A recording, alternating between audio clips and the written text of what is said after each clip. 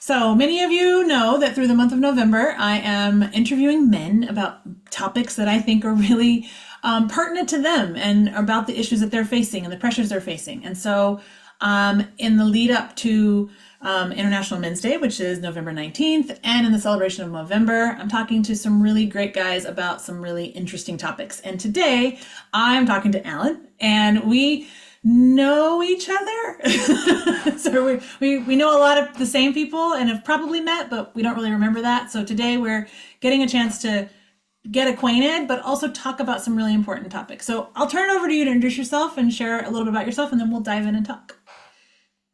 Thanks, Leah. My name is Allan White. I am a dad, a husband, and friend that lives near Portland, Oregon. And I've been here for a little over 29 years, about as long as I've been married to my wife, Christy, who you know. My wife has been leaning into her friendships over the last couple of years and just developing them and cultivating them, making time and space for them. And I'm always asking her, I'm like, "Oh, your friends are so cool. Like, I would love to get to know them more." So I'm just really glad you reached out. I work in tech. It's kind of boring. Basically digital plumbing. I tell people, yeah, I help big businesses with their plumbing, making sure it's like somewhat unglamorous in some Ah, ways, right? But it puts bread on the table, yeah. and I've had a fun career doing that. But I what I'm hearing you get at, Leah, and you're asking some great questions. We had a good conversation before you started recording, just about some of the issues men are facing and grappling with. And I feel those issues. My son, who is a young adult, feels those issues. I was just chatting with him this morning, thinking about him. I have two daughters as well. One is in college and one is still in high school, and I love them all dearly. They're all very different. My and a quick aside, that's an interesting element to this conversation of manhood. My nephew Silas is also living with us for a couple months. Oh, wow. He grew up in Uganda Okay. and is a Eagle Scout like his other brothers. He's always been this rough and tumble kid.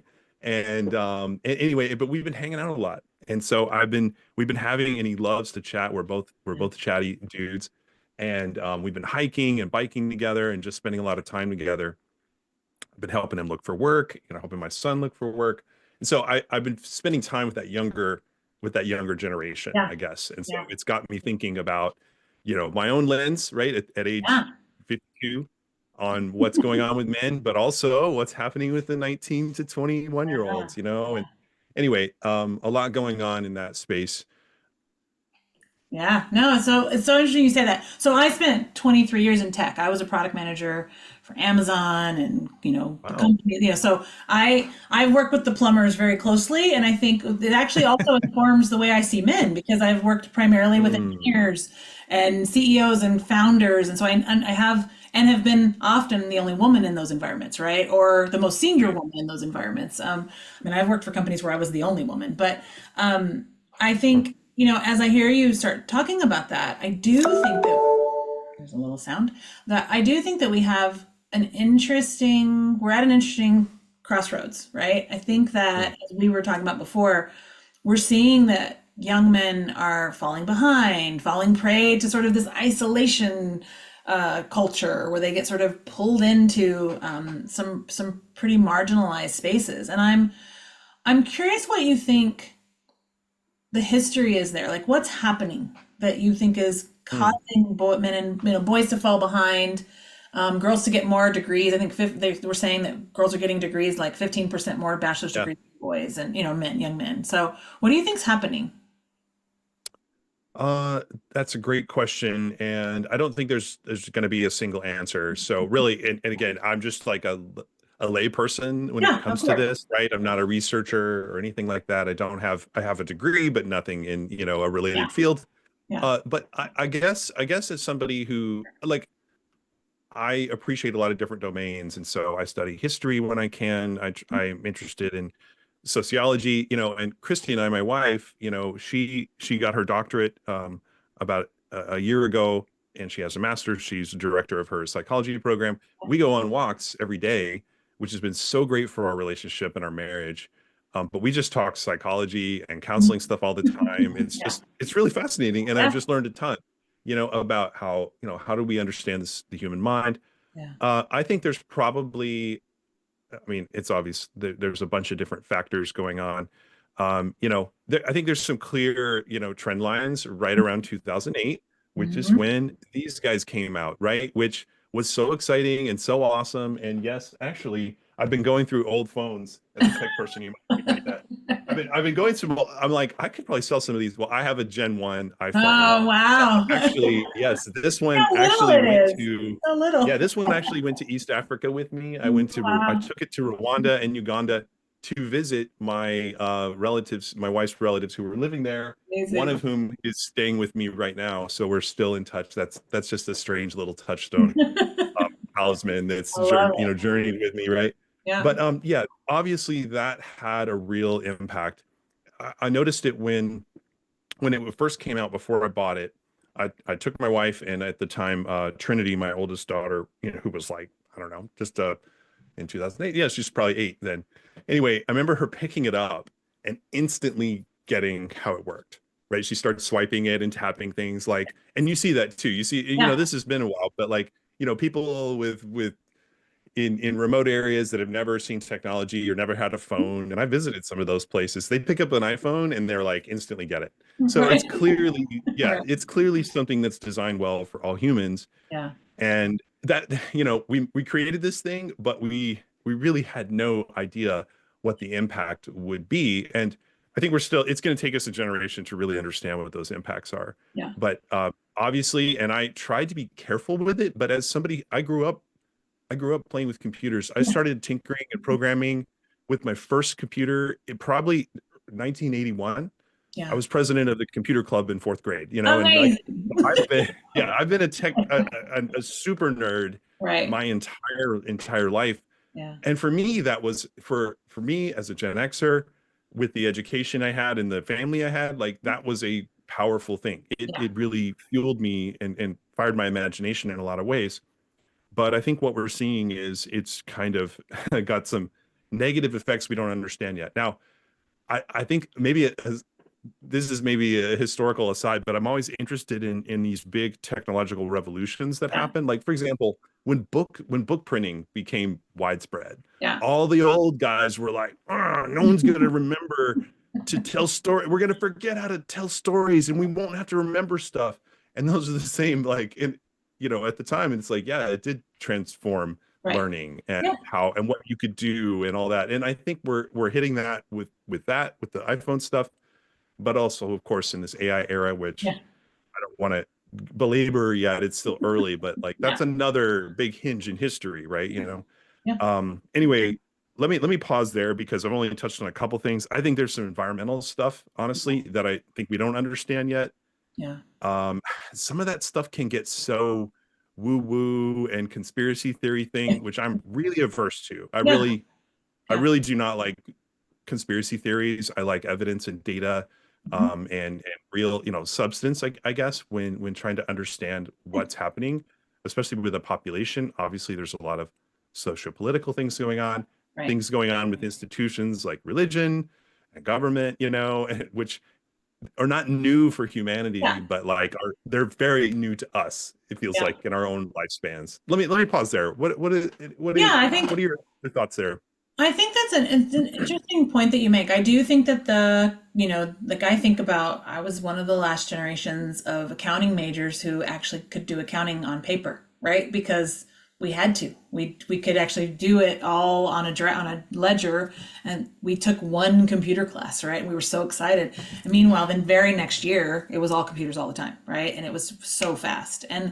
But so I do agree with you that I think that there has been some change there. I think that has shifted not only for young men, some of what they see and how they're the what's fueled in them, the video game culture, getting them less outside and more inside, some of that, but also for young girls, like just the body image stuff being so in your face from the time you're 6 years old. And like there's just so much stuff going on there that I think it has shifted the whole dynamic, the whole culture, Mm, right? And yet patriarchy's still there, right? And so it's yeah. this space of like we invented this structure and the structure is now backfiring, right, on men, right? I think Yeah. there's a structure that's been Hmm. put into place kind of by men for men, and it's now backfiring on men. And not doing great for women either, but it's backfiring on men. And I absolutely think that there seems to be, I would have assumed that given everything we've learned and how much more connected we are, that conversation and being able to talk about things would have gotten easier, but it seems to have gotten harder. And that there seems like the mental health crisis among men, among young people in general, but among young men and men in general, seems to indicate that they're talking even less and that there is even more Hmm. stigma around it, or they feel more stigma. Whether there's really more stigma or not, who knows, but they feel more stigma. And I'm really troubled by that because I think that there's just not as much good conversation, good option for saying, "Hey, I'm struggling," Yeah. out there. Hmm. And I worry that we haven't made it any safer for young men Yeah.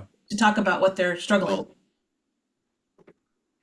yeah, you bring up some interesting points, and again, there's so many domains that affect these problems. I think one thing I'm hearing that I feel like you touched on is what I guess I would look at this sort of this sort of blurring of between our real physical selves and our real physical relationships with somebody you can physically touch Yeah. and talk to, and this online space. I remember reading about, I think it was a book that was called, or it was about what they called the Victorian Internet, right? Which was really when telegrams Yeah. became and Morse code became widespread. Well, it's interesting to see what people sent and what they did. They Mm. basically sent tweets, like they were short messages. Hey, I'm about to get on a steamship and I'm thinking of you and the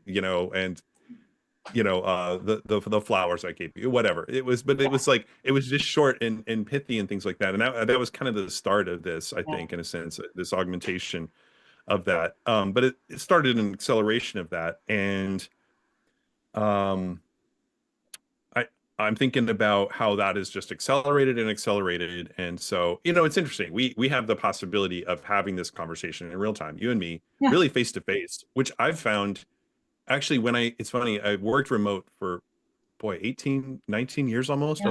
of my 30 some year odd career, Right. and I've found that when I meet coworkers in this form, but then I meet them in person later, it's not weird. Like, Yeah. it's actually not weird. It actually is like, oh, there's Leah. Hey, Yeah. great, I can shake your What about hand, legs? Right. right, right. Yeah, exactly. I'm like, oh, you're actually really tall. I didn't know that, or whatever. That's Yeah. been one surprise a couple times. So it's kind of like it is getting richer, Yeah. but at the same time, I think so much, especially social media. You mentioned gaming culture, which is something I actually have a lot of experience around, Mm. actually too much experience around, because I have been a video gamer my entire life. And actually, I think there's a really interesting study of men and manhood that could be looked at in that area.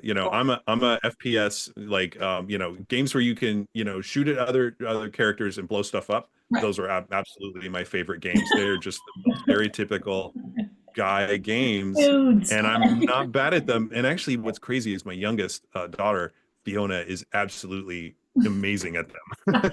And she'll just start them, and I was like, oh, following this game, I'm like, oh, you just like hopped on that server and just absolutely Made destroyed it everybody. happen. She's like, Right. yeah, yeah, piece of cake, no big deal. Yeah. But I've never seen such toxic misogyny as in those communities. The worst. Like, at its best, Yeah. it's like a nice pickup game of basketball at the Yeah. park, which is Yeah. one of those things that I used to really love doing. And I would go and I would play with whatever gangsters were there, Yeah. because I have that weird thing where I'll do that. Yeah.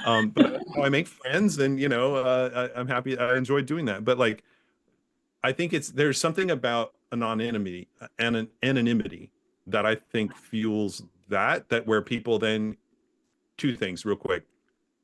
The being anonymous, which is a thing I've always resisted. I'm actually reconsidering some aspects of that, of like what I want to write and publish, or Sure. how do you sort of nurture a different persona, a different aspect of your personality or creativity that then can exist apart. But I'm kind of staying away from that. I like to be Yeah. a single person that's well integrated, but it's so tempting to do that. And I think when Oh, you get the chance to do that, that anonymity can really be toxic and bad. And I think it's again, I'm bringing that male lens to that sure. for women and people in high risk populations, LGBTQ people. It's a lifeline. It's a way to be themselves Yeah. without being attacked. Yeah. So I respect that and understand that. I think the other thing is social media, which I have really loved. I probably was a really bad idea. Like it's Yeah. fundamentally like for us to be exposed to the thoughts of all humanity all the time, especially people coming from a totally different place, Yeah. who are like, fascism's great, Right. oppressing Right. women is great, like if Yeah. you haven't been exposed to those ideas and all of a sudden you're bombarded in them and you get these virtual communities that are incredibly noxious and toxic and bad for everybody but those people. Yeah. It's that Pandora's box has been opened and there's really no going back. There's no undoing that. Right. So I think the task for men who care about men and who care about really, I think we're going to have to redefine manhood. And I think that's ongoing. I think there's a lot of competing schools of thought about that. And I don't think there'll be a settled path for that. But I think that's the task, to men and to parents, to moms, right? To sisters, all that, everyone around men. How Yeah. do we, how do we point ourselves into a better direction in this really crazy Yeah. environment? Anyway, Interesting. I've No, it's a ranged on a fair lot of things. point. No, I think that's it. So what you just said, I think one of the things that really resonates with me,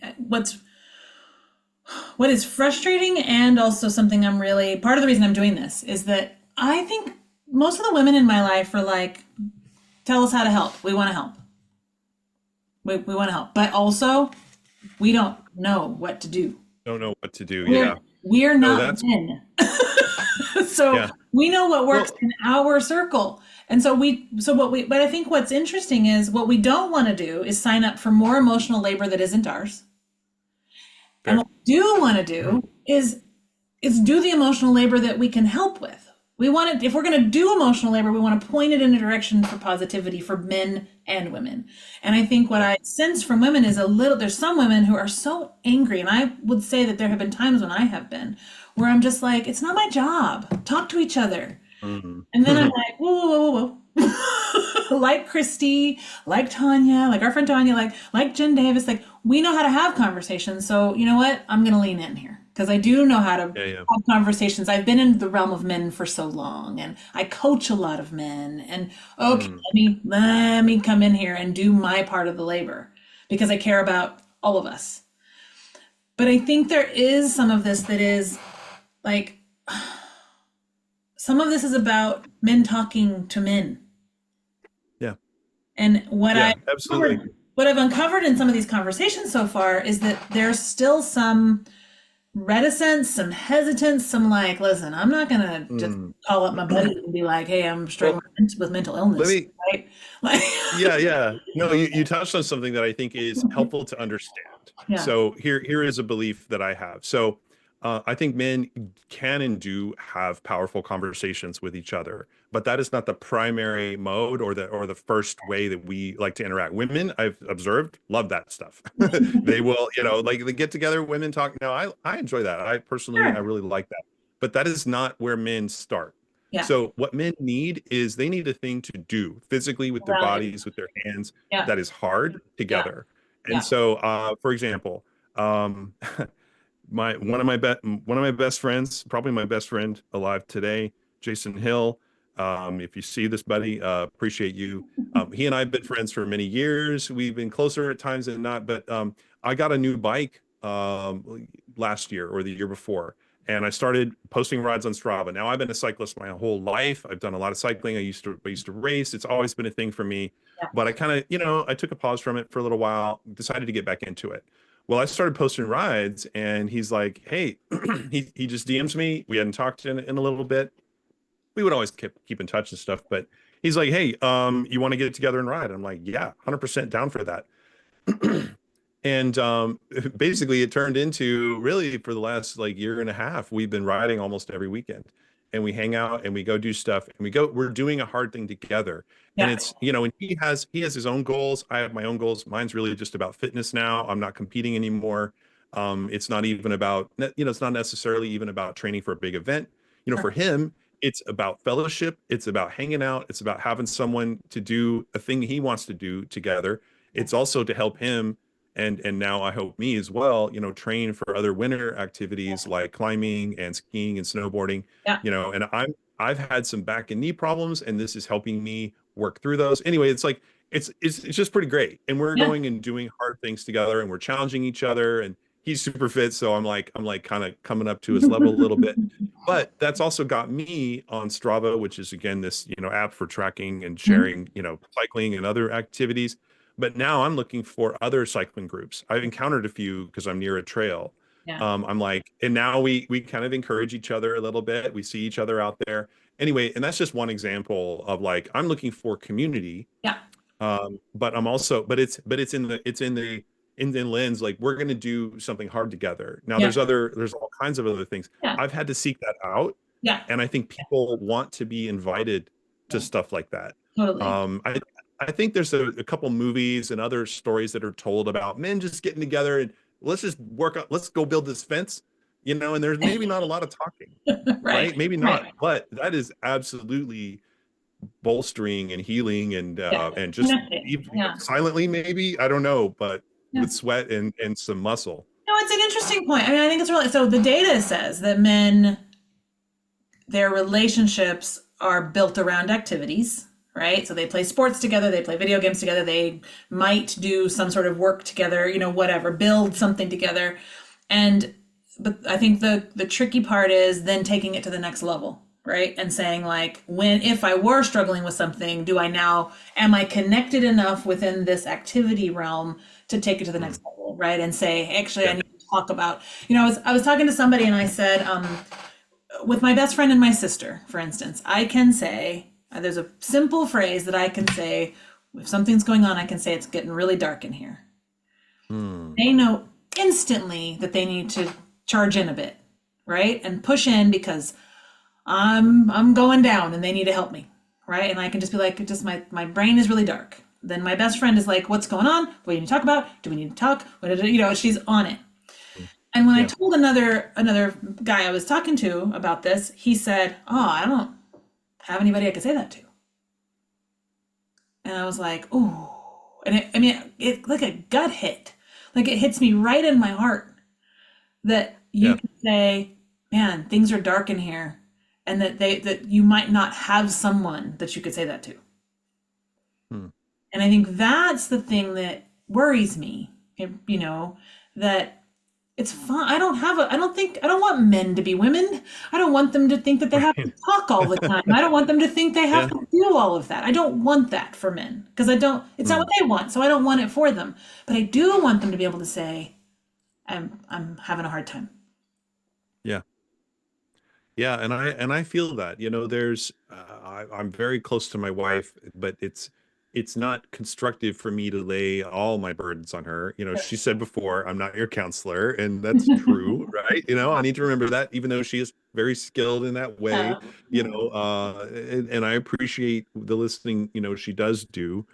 But occasionally I think she Sure. said, Ellen, you should go see a therapist for that, and I'm like, I have some recommendations, right? I thought I lived with one, but no. And yeah, yeah, Fine. exactly. But she's not wrong, Yeah. and I yeah, men definitely there, and there's a whole lot, I'm sure, anyone therapist or coach adjacent, you would know, it's like men do not like to seek out therapy. I'm totally one of those, like, cop to Sure. that. Sure. Because I'm like, oh, I shouldn't need that. I should just, Fine. slap a band-aid on it and keep Right. going and slog through until everything falls apart. Yeah. Um, I jokingly said it's uh, men use the same principle that they use for a wound. They're like, just rub a little dirt on it, right? And just rub a little dirt on it. That, look, especially Gen X, that is yeah, absolutely how we're you'll be raised. fine. Like, we're Get a drink out of the fine. We're hose, fine. right? Yeah, drink out of the hose, right? You can get in, you got a key under the door. There's some, Cheerios in the cabinet. You'll be fine, right? And, Fine. Calm down. uh, Yeah. Um, yeah, so men struggle to seek that out. I don't know, friendship takes I think I'm a pretty good friend. I'll just be honest. I think I understand and know how to cultivate and build friendships, and I Yeah. find it really difficult. Yeah. I think COVID broke a lot of things. Let me identify two things that broke it for me. Yeah. So one was COVID, which is just it forced everybody virtual.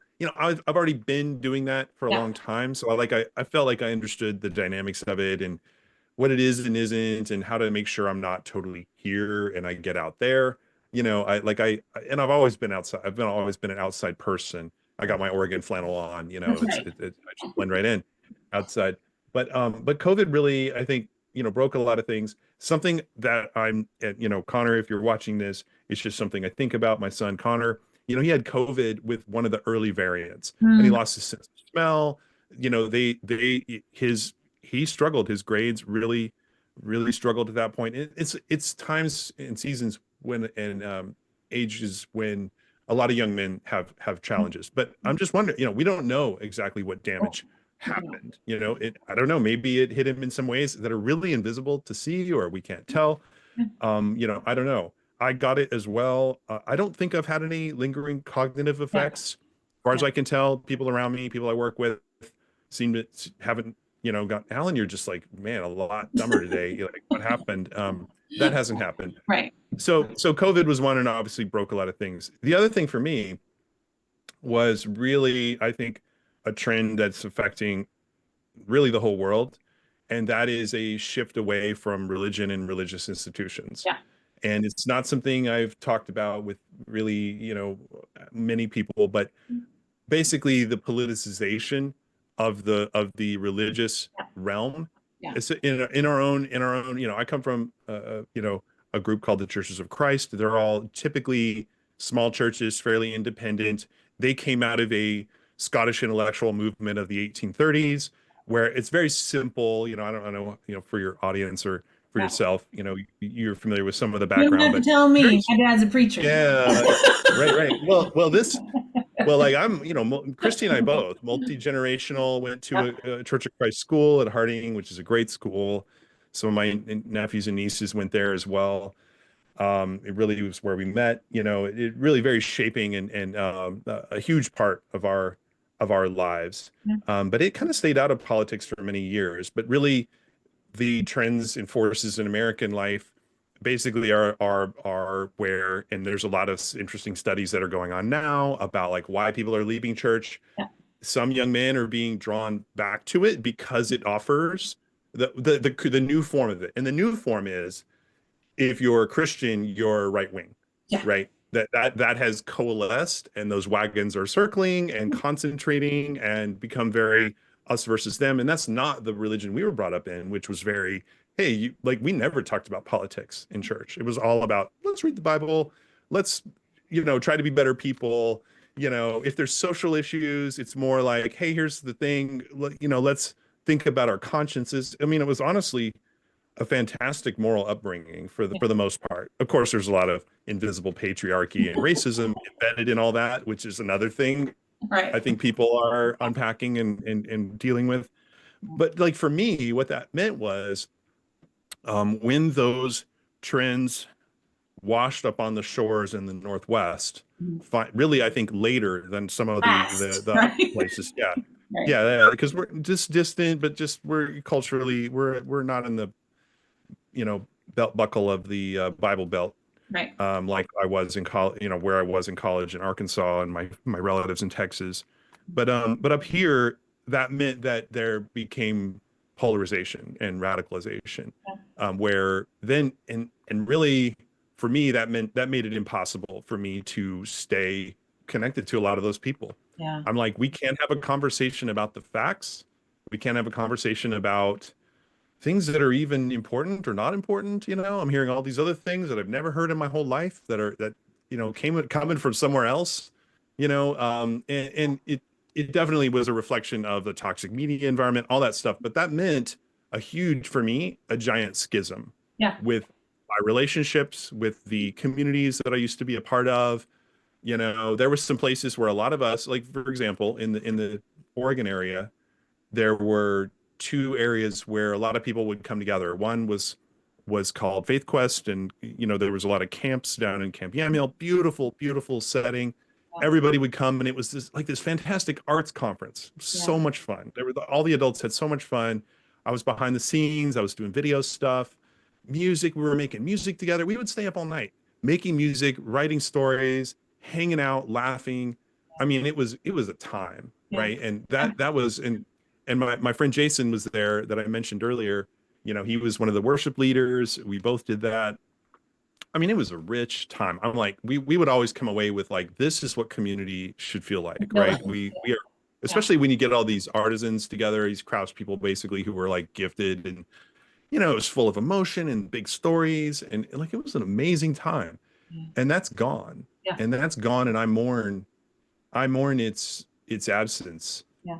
I miss the people that were there, and again, and I've been part of the schism and the breaking, but I'm like, yeah, I can't hang out with those people, and I don't have things that I thought I had in common with them. Yeah. Because I can't accept where I feel like their beliefs shifted, and mine did too. Yeah. Mine did too, in a direction, in my view, of humanism, Yeah. hey, I want to live in a society with laws and rules that are fair and accepting of people and who they want to be. Again, but I'm just seeing this anyway. I've gone on about that, but that's been I a think it's major fascinating. theme for me. Yeah. No, I think what's interesting about you saying that. So, obviously, I also grew up in the Churches of Christ, right? My dad was a preacher. I went to Freed Hardeman. Like I did this whole. Oh wow, Freed Hardeman, yeah. I was not messing around. But right. They were serious. we were serious about things. So what's interesting is that you talk. I sort of left the Churches of Christ and went more non-denominational. I ended up sort of in the Baptist space. I did all of these things trying to find space. And when I wonder, as you're talking, and I don't think you and I are going to solve this in the next 10 minutes, but but maybe we have another conversation someday about this. But I do think what's interesting is that for a lot of my women friends, we started to pull away from all of this as we started to see like my life in the workspace. I wasn't held back. I could use all my gifts and talents, different domain, all the space, right? Yeah. And so when I would look at church and be like, what do you mean I can't lead a prayer? Well, okay, right? And so we started to deconstruct as women and got more freedom and more space and found different community. We had to go looking for it, and I think we equally missed that. But I wonder what in the deconstruction of sort of these systems, like the spaces where men could have those deep conversations and those kinds of. So we broke them. You're right on. Like you women, like, and this is really, I think, the feminist movement, which, a good century or so, right, of gaining suffrage and, the various rights and all these things. And then really, it's so interesting finding true success at every level of society, right? Like we have had women leaders of countries, we've had, and I'm working in just like marketing teams, which are very heavily women. Yeah, I've worked for so many great women. I mentioned Jen Davis, before, my first boss, just an absolute powerhouse. And she's had a fantastic career, still is. And, it's like, and then watching my wife, who I supported with her vision of planting a church in Northeast Portland. Right. And really just building that. And it's still something we talk about, but like watching women lead, it's like, oh, you know what? And that was absolutely a factor in my own challenges with patriarchy. I'm like, you know what? Women are fantastic leaders. Women are absolutely contributors. I don't need them to go, cut down a tree and split it, or whatever, do something that requires, a lot of muscle. Not that they can't, and they do, right? But a lot of two women loggers out there listening, appreciate you. But like that process. Absolutely. And I was raised by a great woman too, who was just a very, wonderful person. My mom's still around. Appreciate you, Mom. But so women went and built those structures, institutions, patterns, places, communities for yourselves. But men have not done that. Men have, I don't know if it's a laziness or if it's simply, hey, we're just riding the coattails of the sort of patriarchal structures that we have, right? Or the advantages that we have as a white man, right? I have so many advantages Right. raised in a stable home, just like all that. That gives me such a leg up. But hey, all that other stuff is washed away and it's Yeah. eroded. And it's time for men. You got me going, Leah. But it's time for men Yeah. really to start forming that. And this is a challenge. This is a challenge to my future self because I've been trying to figure out what those are and I don't Yeah. know what they are. Yeah. It's like It's I feel hard. like men need to, you know, I'm trying to spend my energy and time investing in the people around me that are my kids, their friends when I can. And, like for example, my nephew's staying with me and I'm trying to help him in the ways that I can, giving him things to do, just fellowship and Yeah. community. Yeah. And my son has told me how hard it is to find friends. And it's just fascinating. It's like with that, like for us growing up, for our generation, it was church, With right? school We had and a church. youth I group. had school friends and church Yeah, we friends. had a, right, and then at college. But if you're not in one of those two things for young people, what do you have left? Right. You have maybe a job, you have maybe bars, I don't know, Yeah. random parties. Like if you're an introvert and you don't feel like, just like to me, I'm like, I'm gonna go hunt that thing down that I Right. want. I'm gonna go do that. I'm an extrovert and I can be disciplined that way and just I'll put energy to that. But for introverts, that's really, whoa, I just don't know that I could do that. They need to be asked and invited really on smaller scales, like an individual or small group, Yeah. kind of set. Which I think But is again, how we always, that's how we always did church. You invited your yes, people, right? You went and got them and yeah, said, "Hey, I like you at school. Do you want to come to this thing we're doing?" Right? And we yeah, invited men, but that was also a place where boys could invite their friends from their guy friends even, right? And you could include them yeah, in something that was not like, okay, weirdo, right? Like you could invite them right, to go to camp, you could invite them to go to this event, yeah. whatever. There was space like built in to the Hmm. right? Yeah, and there was a reason to do it that, it's like, oh, there's this thing happening, let's go do that. I think that's just kind of gotten exploded and up and a lot of the pieces haven't really settled. Yeah. Like even everything that I just described and talked about, there's no big thing or force or plan behind any of that. It's more just, oh, I need community and I want to, for me, I would love to, give back Yeah. in some way to the community, but I don't know what that looks like right now. I'm still looking for that. Yeah. Yeah. And I think it's a fascinating question. I think we've scratched at something Yeah, that, for sure. that needed to be scratched at. So I'll throw you a softball ending question. Okay. Maybe Okay. tell me about someone that a male role model or person that you really admired that had an impact on you. Mm. What was the impact and how does it shown up in your life? Man, for years I've had this idea of I'm like I want to create a wall of men, basically with all my male role models. You got some faceless portraits in the back. I think I recognize a few actually. I think I see RBG back there. Love it. But anyway, maybe I'll have to guess some of the other ones. But I, you know, I think actually foremost among those would be my granddads. Okay. One was a veteran of World War II, who was a chaplain and became a history professor. Really started my love of history and was just a wonderful, warm man. There's a street named after him in San Angelo, Oh, very Dr. cool. Jack Bates. Nice. Colonel Dr. Jack Bates, he's one, and he helped start Lubbock Christian College and did a lot of other things. He just had a full life and was just an awesome guy. And my other granddad, Eugene White, my dad's dad, he was the head of the art department at Pepperdine for many years, just a wonderful craftsman, potter, painter, incredible artist, really human man. And I just had a lot of really great memories of both of them. I'm so glad I got to know them. Yeah. And they lived very differently, right? They were they had flaws that I've come to understand over time, through their families and things like that.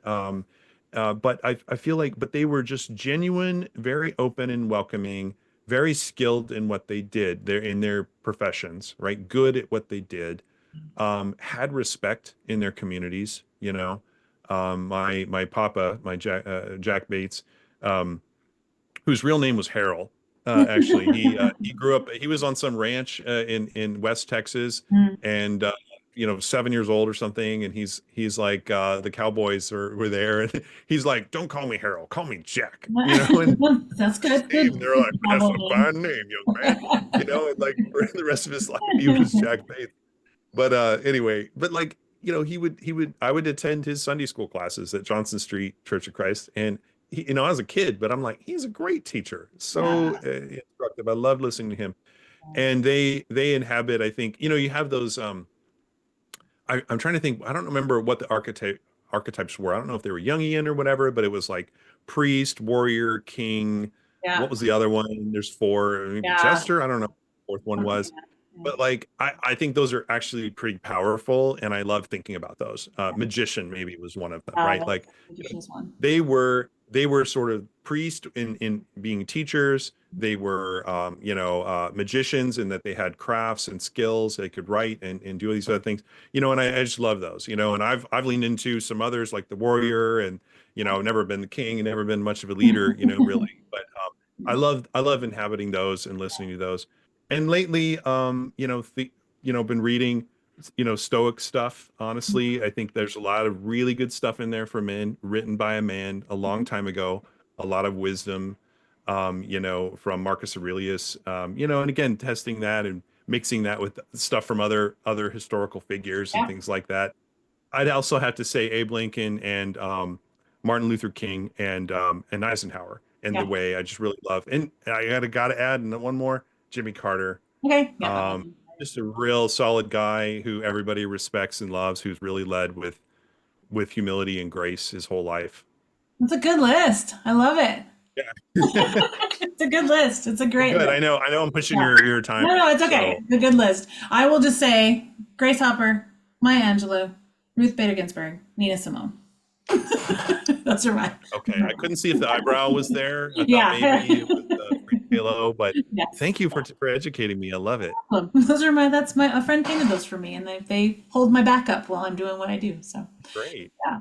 Well, thank you so much for coming and talking to me. This has been such a good wander with you. Like, I think we hit on some really important things. And I think for like my goal, as I said, was to really let's bring some of these things to light and discuss them. And I think this is the start of a conversation, not the end. So I so appreciate you coming, Great. chatting with me. Thank you so My much. pleasure, Leah. Yeah. Can't wait to see it. So if you're watching, you'll notice there's a little QR code down here in the corner. You can donate to Movember, and that is an organization that raises awareness for men's health issues like testicular cancer and prostate cancer, but also men's mental and behavioral health, and really tries to bring light to those things and get men to talk about them. So if you would like to donate some money, grab that QR code and send some money, and we will see you in the next episode. Nice to see you, Alan. Thanks. Have a great day.